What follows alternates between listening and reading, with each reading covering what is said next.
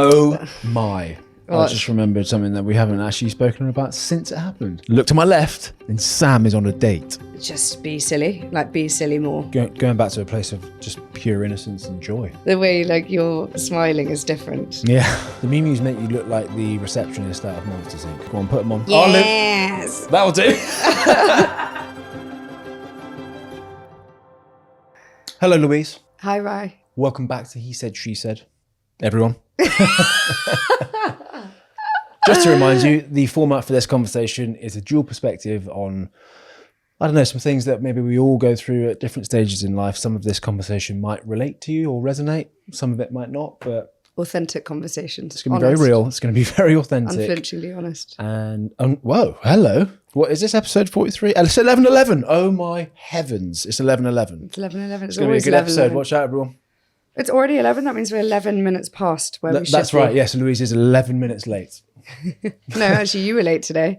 Mate, I've been sat there. Ryan's been lathering himself in shiny body oil. He's got shimmer on his chest. I've absolutely Is it let legal myself to down wear there. a cardigan with no t-shirt underneath, a low V like that? Before you all arrived, I opened my protein shake and it went all over me. So I was like, I can't be bothered to go upstairs. Grab the nearest thing. Okay, so when did I've also you grab got the socks and shimmer? sandals on. I haven't really thought this through. When did you grab the shimmer body oil? Oh, this morning, mate, you know that I just grab your stuff and it's not. But you've now got actual sparkles on your Can we chest. stop You look like talking about you're in my a. You look like you're in a school play. Look, I'm aware that it's a bit much. Let's just draw focus at something else. Okay, my greys. Have you noticed all the greys in my hair? No. But also, just so you know, I'm not too worried about grey hairs. Okay, I'll be quite like a like grey hairs. silver. I could be a silver. I guess for men, you're called a silver fox, right? What's a female silver Platinum. vixen? Whoa. Is that a thing? What is a vixen? It's such a cringe That's a female word. That's a female fox. Is it actually?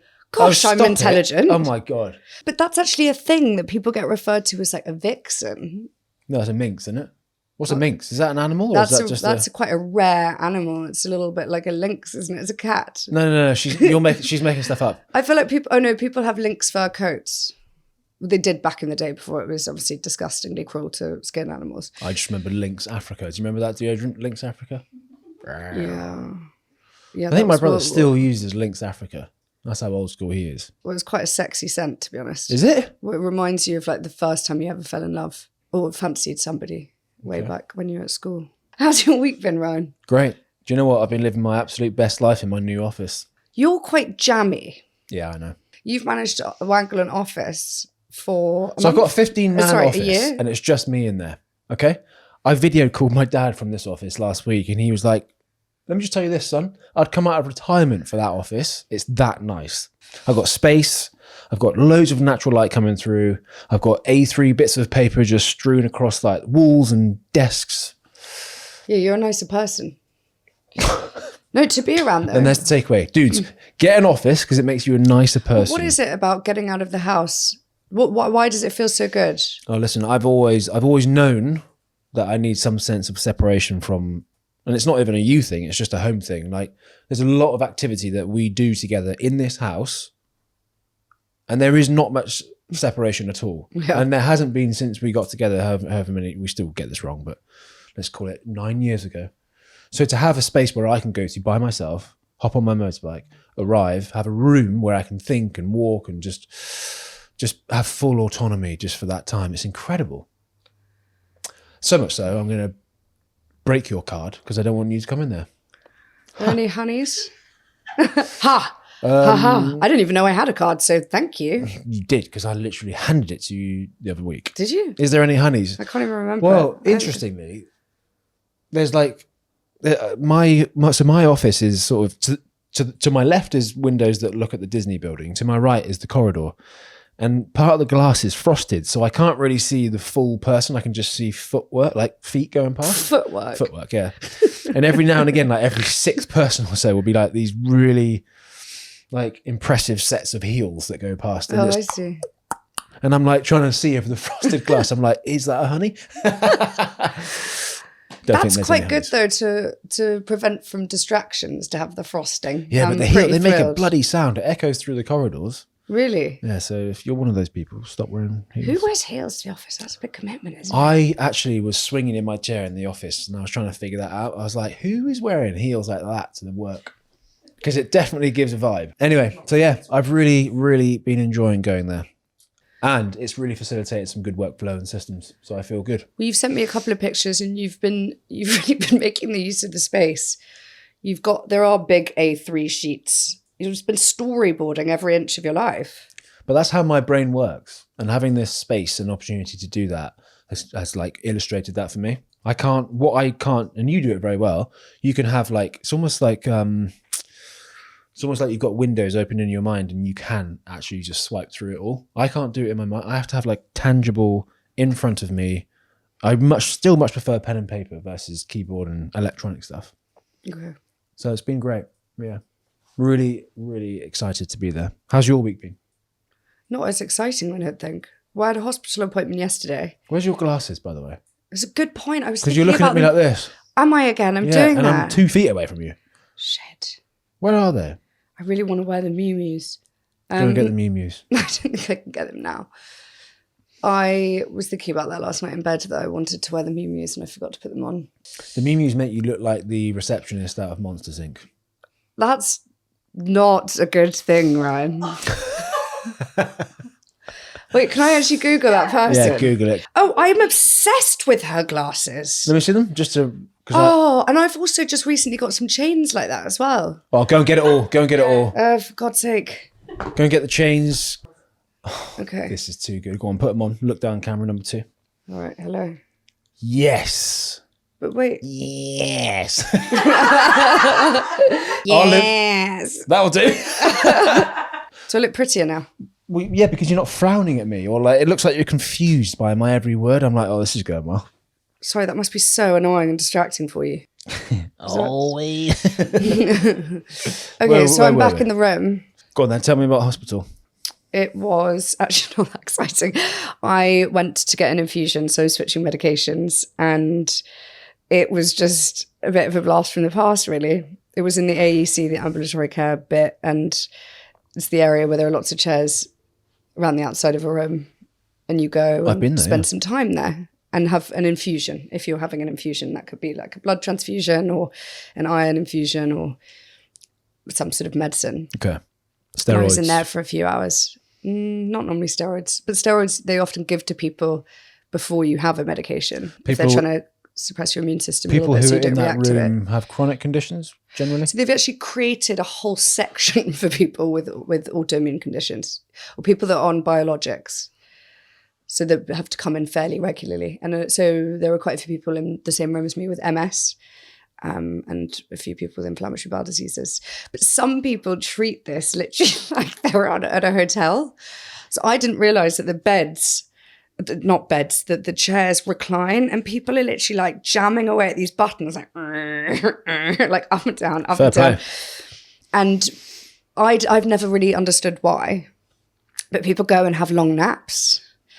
But this time I was given a really heavy antihistamine, which was basically a sedative. And as she was putting it into my arm before having my actual infusion, I didn't recline because I didn't know how to use the thing.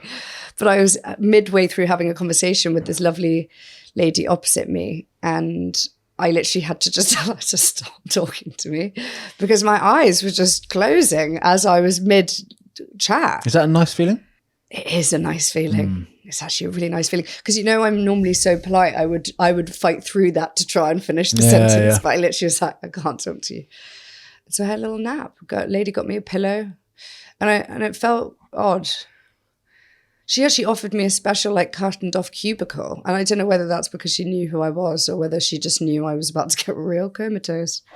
I suppose I don't suppose it's an easy thing to do, but it sounds quite nice, and I can't really blame someone for reclining and putting an eye mask on and just sleeping their way through it. Well, many of the people that were there for 4 or 5 hour infusions. So I guess what else are you going to do? But one lady was talking to herself quite a lot, and that was a bit annoying. Talking to herself? Yeah, every time she was reclining the chair, she's just chatting and like making quite a lot of noise. But yeah, you meet some pretty interesting people. How long was your infusion? Just a couple of hours. And everyone takes the day off work, and I didn't.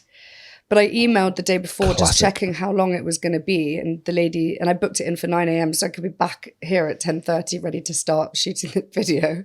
Bloody hell. And anyway, it ended up being quite a long process. So when I got home, I was pretty whacked out and I did have to take a nap. Okay, so you're on new meds.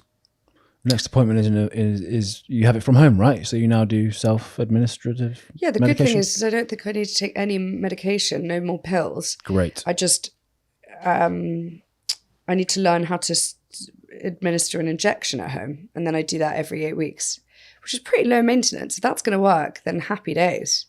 That's very exciting. Do you remember when I used to make you inject me? I used to do it in the front of your quad, and I was like, dude, let's just get a fleshy bit of meat on the butt cheek. That's where normal people would do this. And you're like, no. I think because I was not in a good space. Like, not anatomy Yeah, was. and then I remember the medical professionals being like, either do it in your belly fat or your bum. And I was like, see? Yeah, but when you've been through loads of trauma in your belly, the last place you want to jab a needle into is your stomach. Fair enough. So I felt like I had more control doing it into my legs. Eesh. Yeah, it's quite painful. Shall I talk to you about more updates from my world? Yes, please. I'm changing management.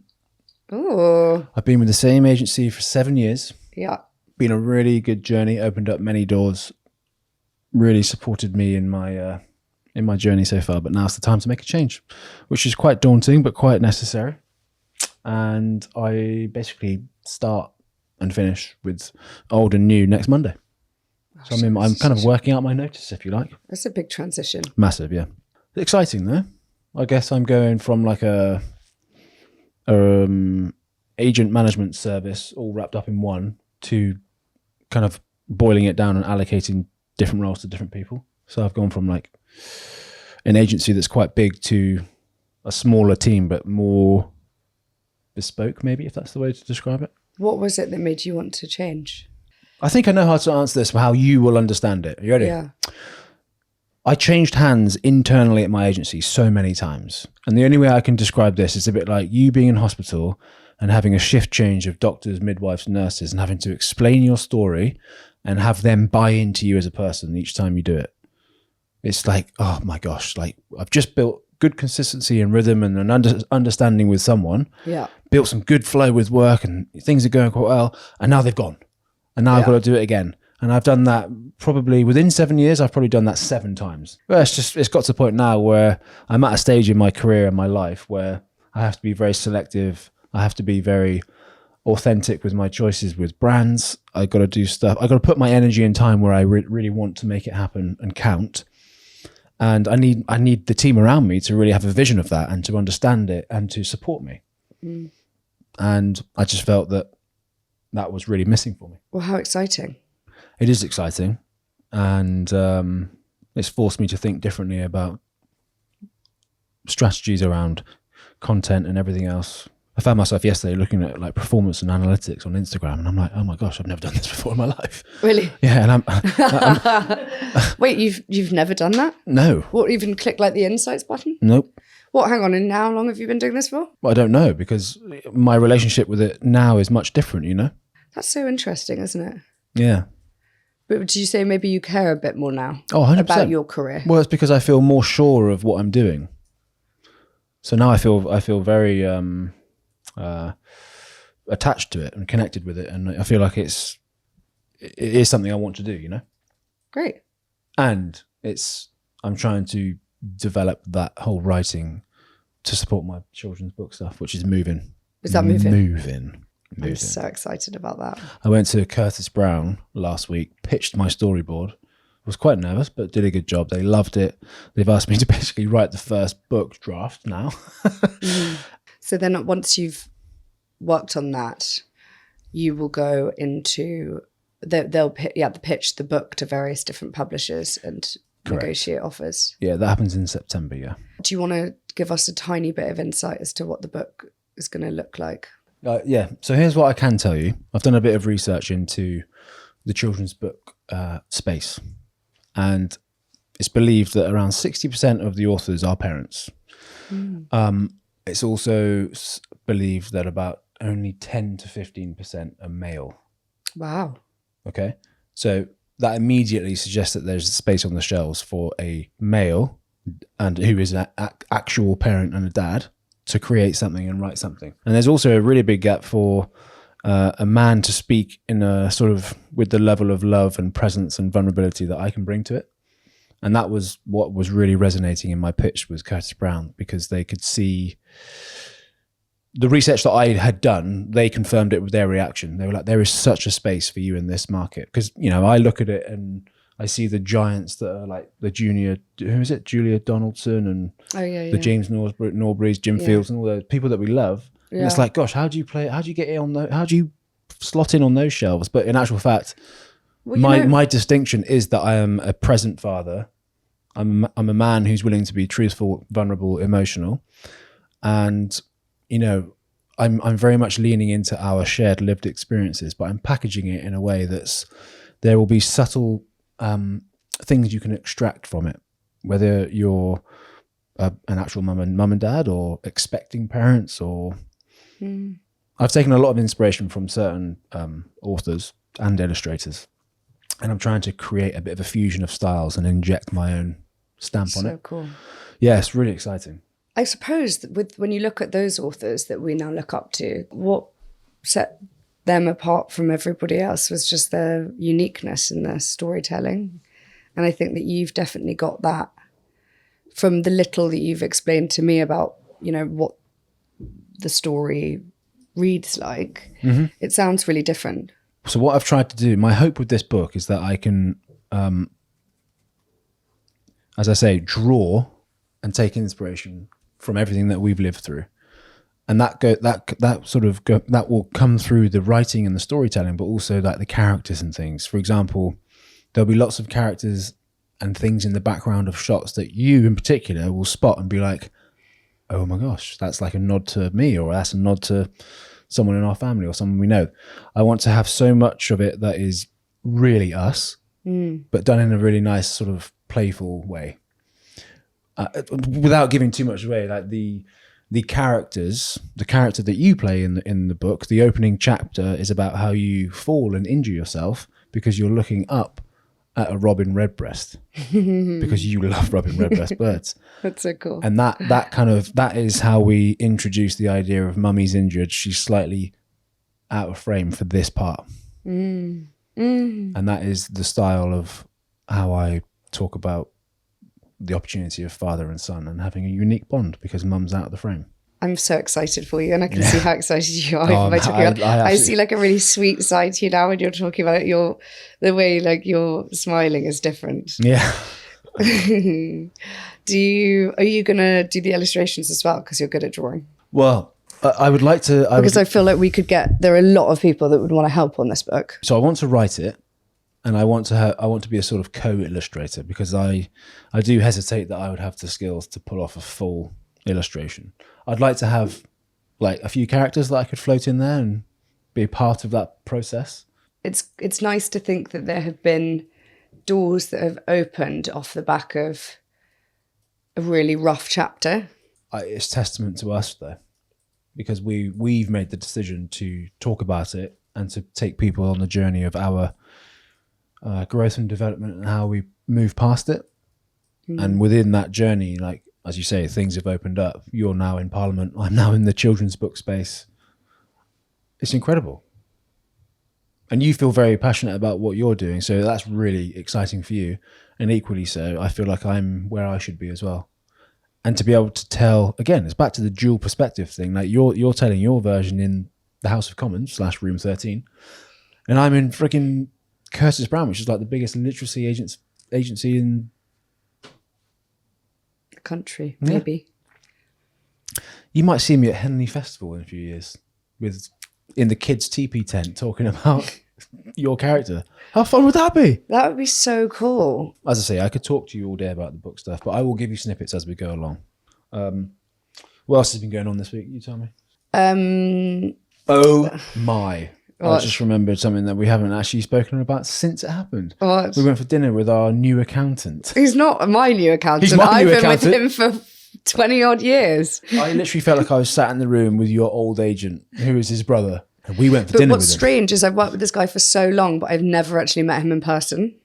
So since you came on to his roster, we're going to call it his roster, you invited him down to London for dinner, which I actually thought was a really gorgeous thing to do. That's because I like to have a relationship with people. I can't just have like behind a screen transactional. I don't think I've hardly ever even seen his face. It's just always been over the phone. Isn't that nuts? It's also... I wasn't expecting him to look like that. This is also part of me trying to overcome my fear of numbers and just any brown envelope from the HMRC. I'm like, if I build a relationship with someone, understand it and love it, it might be better for everyone. Yeah, that's true. So he came round, we sat around the table and we did like a 3-hour lesson, except you hardly got a look in. Yeah, you had a 3-hour conversation, catch up on all your affairs. things. And I had about 2 minutes before we had to go and rush to dinner.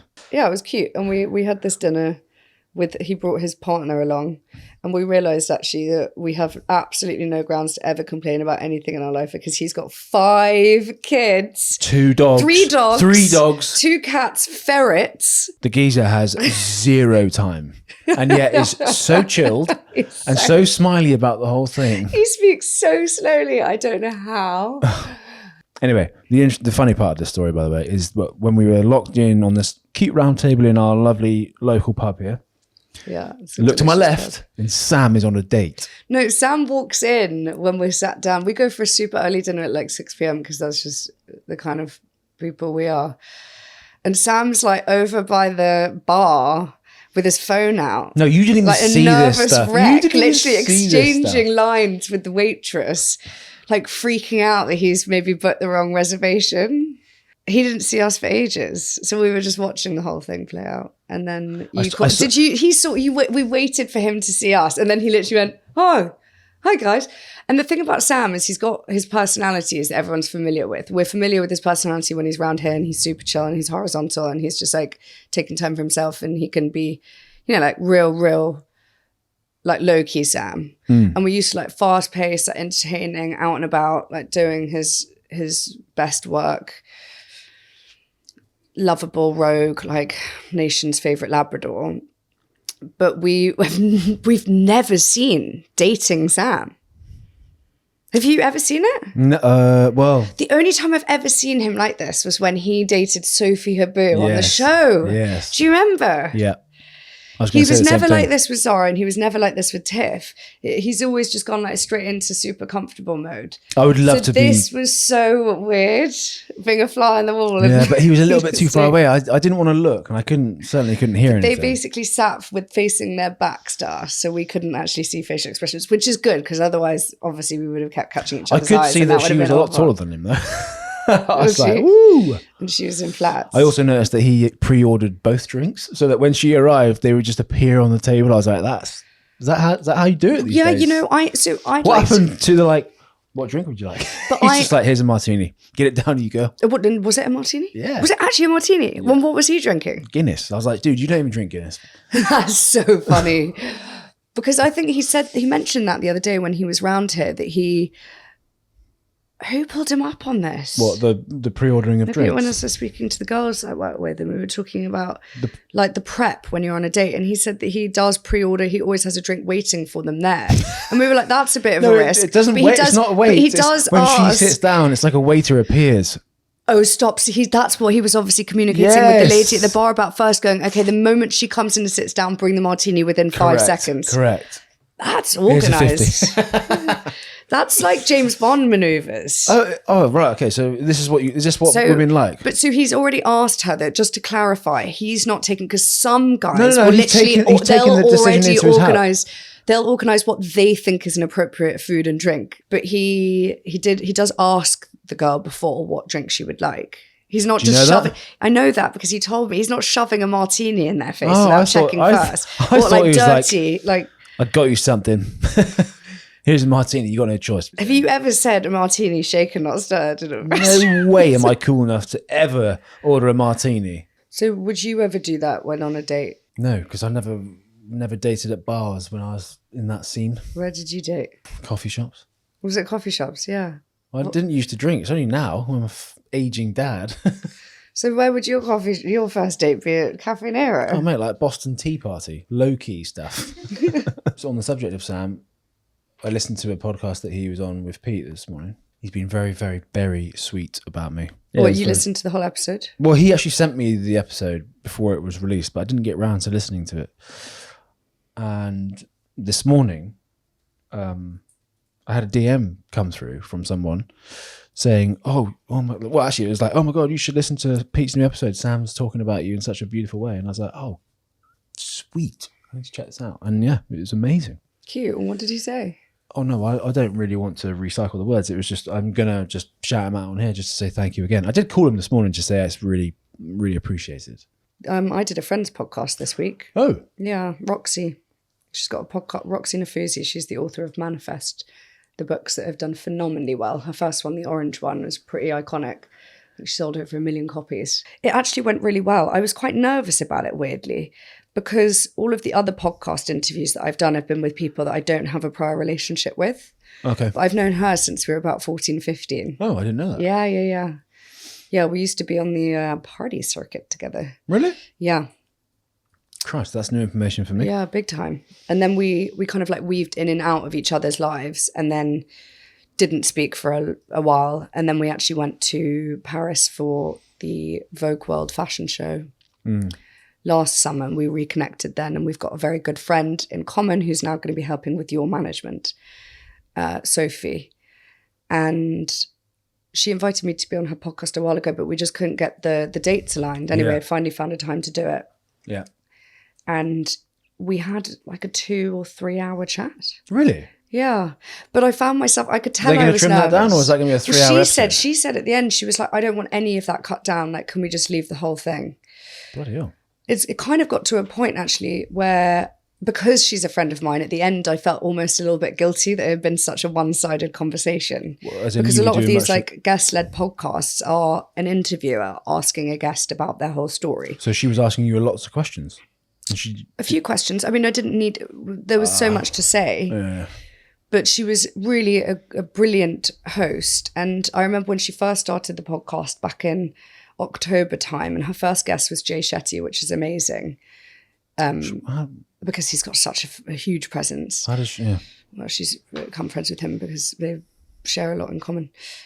And she'd said that she was quite nervous, but she made me feel, and I remember giving her the advice, actually. We bumped into each other at the Glamour Awards, and I'd said, look, I went on Jamie Lang's podcast, and, you know, he was completely kind of winging it with, I don't think he was probably the one person that hadn't read the whole book when he interviewed me. But the reason that the interview went so well and that we both enjoyed ourselves so much was because he made me feel really comfortable. And I think that that's probably like the biggest part of it versus being super over prepared, is very true. Actually just making someone feel really comfy in that seat. Her seats, by the way, are much more comfortable than ours. I think we do need to get on that upgrade. This one squeaks all the way through. This one does.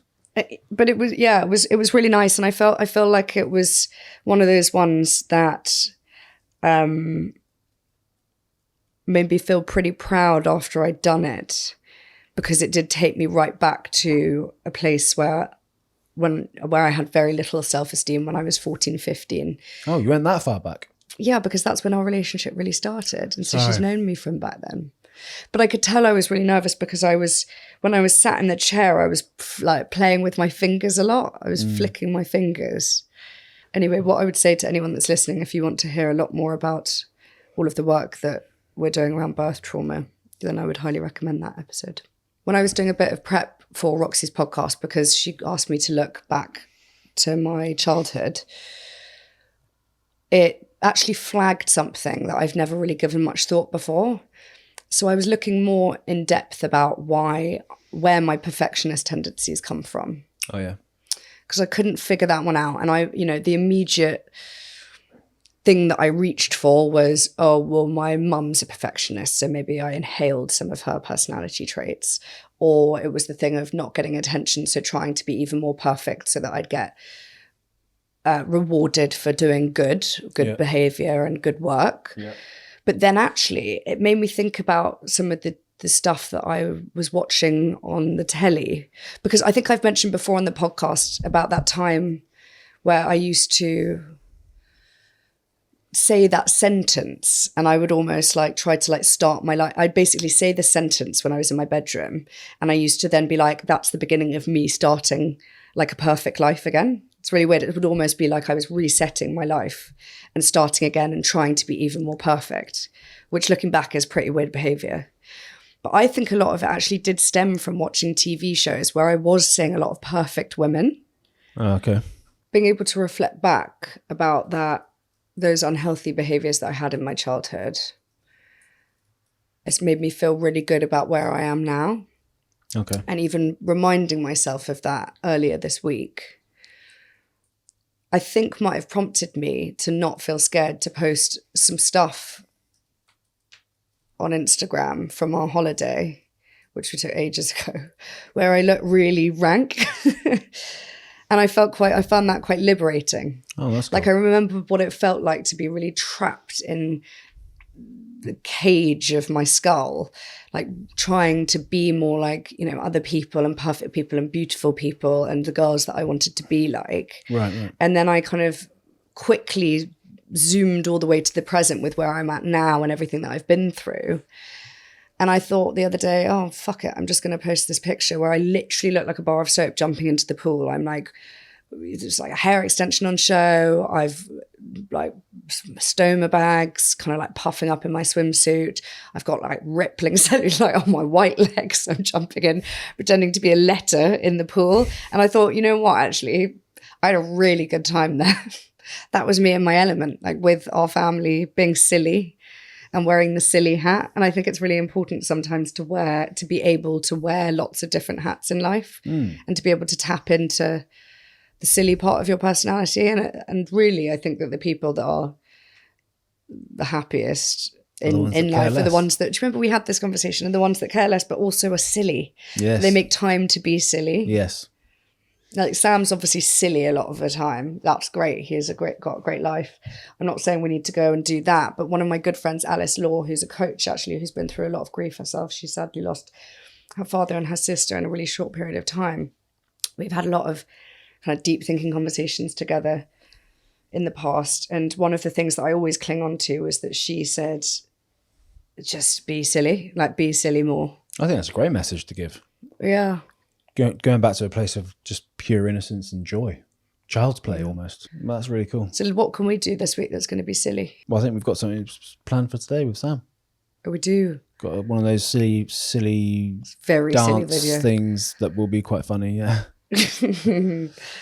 An example of like great play from you this week. You came down with a friggin' hair fixing helmet on. Do you remember? Oh my God, exactly. For fun. I think I'm really tapping into my silly.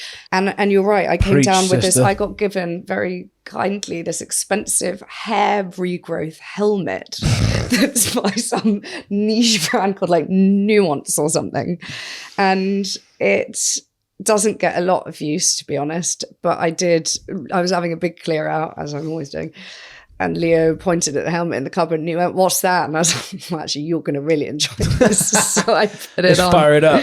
And then I just wore it for the rest of the day around the house. He tried it on. Yeah, it was good. Good times. But again, basically, yeah, we reserve all our good times for the think how much we laughed on that atomic sofa on holiday, that donut thing. Oh, yeah. Mainly when because my dad's helmet was like fitting half of his melon head. That's the thing. Now when you do those water sports things on holiday, they're so into health and safety that they cap like the speed you can go. But also you need to wear like rugby scrum caps. Still so funny. And I spent that whole 15-minute trip just watching people's faces. Yeah, silly. And as we looked so ugly. Oh yeah, like couldn't have looked ranker. Oh yeah. Like at that point in the holiday, it was just pale, hairy armpits, greasy hair. Lucky, aren't I, folks? And mascara streamed down the face, but a good time was had by all. Very healing. And actually, I didn't have a flare for a while after that. Interesting. Yeah. Well, that is actually very interesting. Salt water and silly behaviour. Okay. Tumble tots. When I was sick and I wanted to create this charity, an element of that looked like a soft play for adults where we all get to just play gladiators, essentially. Go through ball pits, go, cling on to spinny things. Travelators running up and down. Like giant swings, not sex swings, but like fun, silly swings. What are those things that you hold on to, those big circles? Yeah. Trapeze. Yeah, I love a trapeze. Bit of tightrope walking. Oh, no. A little bit like the axe throwing date night that you're not into. But I do think that we should have a gambados for grown-ups. Yeah. Should we do that, actually? No. I think we could raise some investment, some money to set up a gambados for adults. And I reckon people that sat working at a desk in the city, all they need to do is go to a gambados for grown-ups. I used to watch this guy on MTV back in the day. His name's Rob something, and it was called Fantasy Factory. And he was an ex-professional skateboarder, and he basically built a warehouse of exactly what we're talking about. A skate ramp, land into a giant ball pit, shoot a basketball on your way into it. When next time you go to the office, can you draw that out on one of your A3 sheets, do a little mood board, but also a, what's it called when architects do the blueprint? Like a blueprint thing. Do a little design.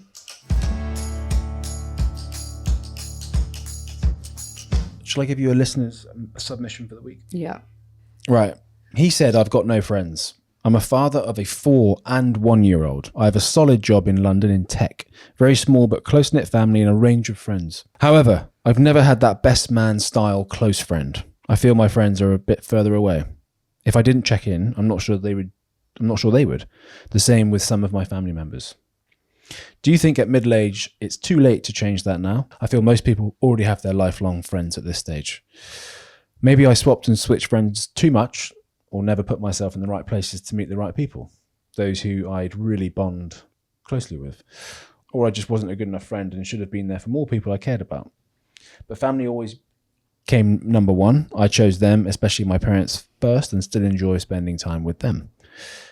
Have you related to this? Do you think there's still time? How would you approach it? And how would you keep friends where the balance doesn't always feel like 50-50? I think ball's in his court. If you want a closer friend, if you want a best friend, to start making time for, hone in on that person. You choose. So if he wants to have a best friend and a closer relationship with somebody, don't just think that because that's what you feel is the right thing to do because other people have that. Really know that that's something that you want and make that decision based off one of your existing friendships and then go, that's the person I value the most out of everyone I know in my life. And I want to get a little bit closer and then make a plan to get from A to B. I guess it sounds like he's already beyond the stage of best men at weddings. It sounds like he's married. He's got kids, young kids. If you want to, I don't know whether you've got godparents, probably those are the people that you'd consider to be closest to you. And if you want more from a friendship, then kind of get on with it. He's a father of a 4 and a 1 year old. That in itself is going to put this guy into different kind of environments that maybe he's been a bit closed off with or a bit hesitant or reserved in. I would say that from my own experience of taking Leo to jiu-jitsu maybe, or what's another example? Even just to the park. They haven't really necessarily become friends, but I've had nice conversations with guys, other dads. There's a guy down at jiu-jitsu, American guy called Jeff, and there's a guy in the park called Scott, different Scott. And it illustrates that if you're willing to be, I don't know, a little bit bolshy maybe in those environments and just put yourself forward as like, hey, I'm a dad, I got kids, like, how are you feeling? What's going on? There's definitely, I don't think it's too late to ever make friends. I think people have this slightly cynical style about them at some stage. They sort of reach the point in life where they're like, I can't be arsed, I got too many friends, or I've got enough friends. I don't know, maybe it's coming from me who, I don't have a large list of friends, but what I would never say is like, oh, I can't be bothered to make new friends. I don't think you're missing out from having like super duper whooper close friendships. No, I think you are. I think you're very lucky, and I think it's one of life's greatest things to have like a very close friend. It could just be one, but having like a close friend that you can call at 2 a.m. because you've got a problem and you need to get a lift to hospital, or you've got a close friend that you need to borrow money from because you've got yourself into a squeeze, or something as generic as, I've had a really shit day, can I call you? Yeah. If you've got a friend that can do all of that, plus support you, elevate you, go on trips with you, look after your kids or dogs without any like hesitation. Just do it out of like, yeah, I'm in it. I'm in it with you. I think having a close friend is essential. It's essential. I don't suppose everyone has it. I think most people have lots of friends, but I would be very interested to know, like, out of those 50 or 60 or however many friends you think you've got, who is the one person you would call if you were in a real tight squeeze? Maybe I take back what I said. You've sold it. But were we friends? Do you consider me a good friend? Yeah. I think we're actually that's actually a nice question. I think we're quite good mates at the moment, which feels quite nice. That's actually a nice question. I do consider you a mate, yeah. So yeah, to summarize, I think it's not too late to have a shot at making new friends. I personally believe that having a really, really close friendship with 1, 2, or 3 people is a beautiful part of our journey here. And if he's got hesitations around like, oh, I haven't really found the right group of people or the right person, I think put yourself into different environments, be a bit more bolshy and forthcoming with what you're willing to give that person in the first instance. Also, when you reach that age and become a dad, you do feel more confident. You have more presence. You're more sure about yourself. You can be a bit more selective. I've made new friends this year by being involved in different environments. You can forge a friendship with like pretty much just like set the bar to wherever you want it to be and go and send someone a message and go, we might be friends. If you work in an office and you're like, I want to be friends with that person, just pop them an email. But yeah. Would that be weird in that kind of corporate environment? Like, hey, I've seen you around. Want to be my friend? To be honest, it depends. I don't think anything's weird. That's the problem. Like, if I really wanted to be friends with someone, I probably would do that. might be a bit weird to receive an email, but there is a version of that could play out. Which would be, what's the more normal version of that? I don't know. Passing someone on the way, my office, co-working space, on the way to the coffee machine, and be like, dude, those shoes are well played. Yeah, I'm in office 808 if you want to come and grab a coffee and just hang out there. Get in there. Okay, you're a friend flirt. You've got better friend game than I do. That was really good. Like, I actually wanted to be your friend just then. So like the person that you bumped into who I know, you could easily become their friend. I feel like I could make quite a few friends at this office. Yeah, nice. Yeah. Gonna have an abundance. I feel like people walk by that office waiting for me to be like, yo, dude. It's really... Well, then when you've got all of these friends, so then can we do our 2 things, which we really want to do with all of our friends and the people we love? One of which is find a big camping field and everyone camps together. So like 50 people, like a wedding, but in a camping field. Cool. But not an actual wedding because we don't need to do the ceremony, but it's like everyone's there celebrating, sleeping in nature. Cool. And then the other thing is get everybody to ski down a mountain. Yeah, but also the surf a wave. Soft play for grown-ups. Oh. Louise, thanks for that little combo. We've rattled through some updates there. We've touched on new management, new offices, Sam's dating, new medication, children's book endeavours, movement happening there. It's quite a journey. You've been on podcasts with big names. Yeah, we're really moving and shaking, aren't we? We're shaking. And I'm just Roz from Monsters Inc. Yep. You should come back as a different character next week. Just keep me on my toes. Okay. Just peace out. See you next week. Thanks for listening. You can follow us on He Said, She Said on the Instagram page. Also, we've got a YouTube channel. We'd love some more subscribers because we do film all of our recordings. So if you want to check our body language out and also our outfits, then do head over there. That comes out a few days later. So those go live on a Sunday. See you on Monday then for the AUA. I love those ones. See you then.